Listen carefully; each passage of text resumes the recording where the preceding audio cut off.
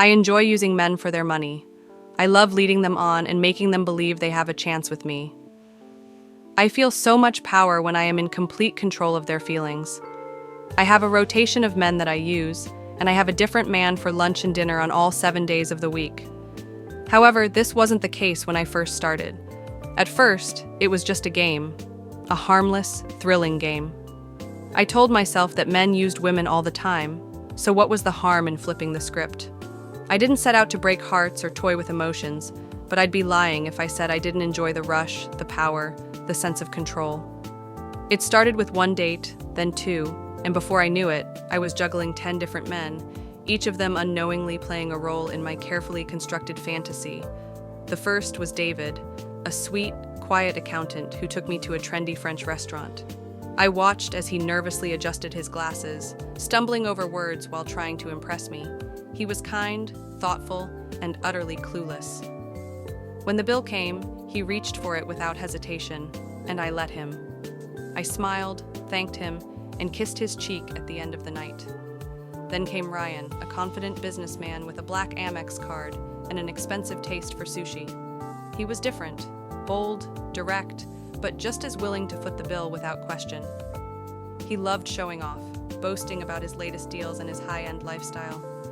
I played my part well, laughing at his jokes, feigning fascination, stroking his ego just enough to keep him hooked. Number 3 was Kevin, the artist. He was different from the others, so full of passion and intensity.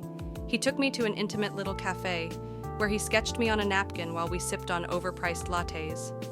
He spoke about the beauty of the world, the pain of existence, and how I was his new muse. I let him pay, of course, and as he walked me home, he held my hand as if it meant something. Each of them had their own quirks, their own appeal.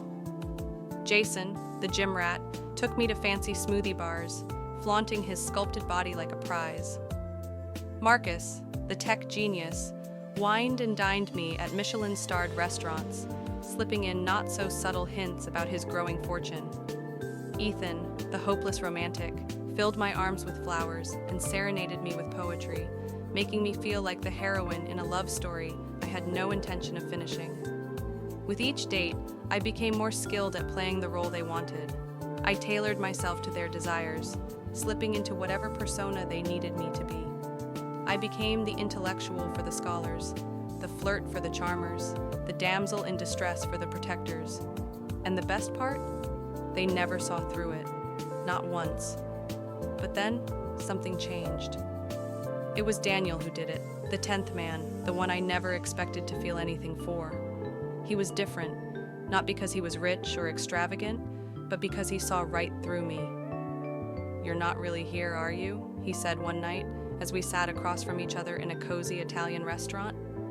His gaze wasn't filled with admiration or desire. It was sharp, assessing, knowing. I laughed, trying to brush it off. "What do you mean?" "I mean, you've got this act down to an art. The way you smile, the way you nod at just the right moments, the way you make a man feel like he's the most interesting person in the room." He leaned in, his voice lowering. "But you're not really here. This isn't real for you, is it?" For the first time in months, I was speechless. I could have denied it, played the game a little longer, but something about Daniel made me hesitate. There was no judgment in his eyes, only curiosity, and for the first time, I felt exposed. That night, I walked away without letting him pay. I spent the next few days avoiding my usual routine, my phone buzzing with messages from men wondering where I'd gone. But Daniel's words haunted me. I had convinced myself that I was in control, that I was the one using them. But in the end, I had become just as trapped in my own game as they were. I wasn't sure who I was anymore, and maybe, just maybe, I was finally ready to find out.